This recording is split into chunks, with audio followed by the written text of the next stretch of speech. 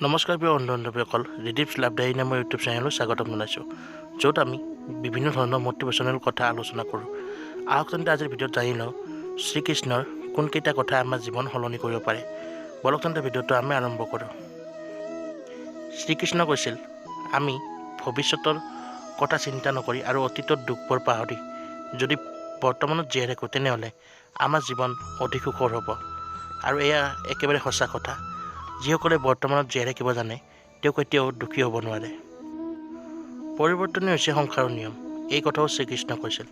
আৰু এই কথাটো যিয়ে মানি ল'ব পাৰে, তেওঁ উন্নতি কৰিব। কাৰণ জয় পৰাজয়, মান অপমান, লাভ হানি এইবিলাক পৰিৱৰ্তন হয়। আৰু কোন কেতিয়া উঠি যায়, কোন কেতিয়া পৰি যায়, কোনো ক'ব নোৱাৰে।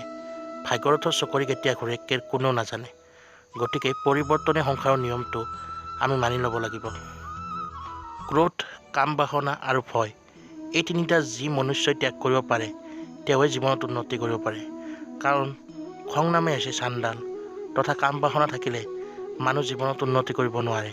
ই মানুহক অন্য পথলৈ লৈ যায়। তথা ভয় থাকিলেতো আপুনি জীৱনত উন্নতি কৰিবই নোৱাৰে।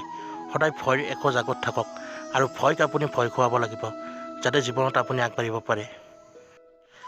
আনৰ সমালোচনা এৰি সদায় শান্তভাৱে নিজৰ কাম কৰক, তথা অলপ ধৰ্ম কৰ্মত মন দিয়ক, অৰ্থাৎ ভগৱানৰ সেৱাত লাগক। যদি আপুনি আনৰ সমালোচনা কৰি ভগৱানৰ ওচৰত প্ৰাৰ্থনা কৰে, তেনেহ'লে সেই প্ৰাৰ্থনা ভগৱানে কেতিয়াও আপোনাৰ নুশুনে। আপুনি আনক ভাল কৰিব যাব নালাগে, প্ৰথমে নিজেই ভাল হওক, কাৰণ আপোন ভালেই জগত ভাল। সদায় নিজৰ কৰ্ম কৰি যাওক, ফলৰ আশা অনবৰতে নকৰিব। আৰু নিজৰ কৰ্ম কৰোঁতে এইটো নাভাবিব যে মানুহে আপোনাক কি ক'ব, এয়া সমাজে কি ক'ব। যদি এইদৰে আপুনি ভাবে, তেনেহ'লে জীৱনত কেতিয়াও আগবাঢ়িব নোৱাৰিব। বন্ধু-বান্ধৱীসকল, এয়া আছিল শ্ৰীকৃষ্ণৰ কেইটামান প্ৰধান কথা, যিকেইটা কথাই আজিও আমাক জীৱন যুদ্ধত আগবাঢ়ি যোৱাত সহায় কৰে তথা সাহস দিয়ে। কথাখিনি যদি ভাল পালে লাইক, কমেণ্ট, শ্বেয়াৰ কৰি দিব। লগতে আমাৰ ভিডিঅ'বিলাক সদায় পাই থাকিবলৈ আমাৰ চেনেলটোৰ সৈতে জড়িত হ'বলৈ আমাৰ চেনেলটো ছাবস্ক্ৰাইব কৰি দিব। ধন্যবাদ।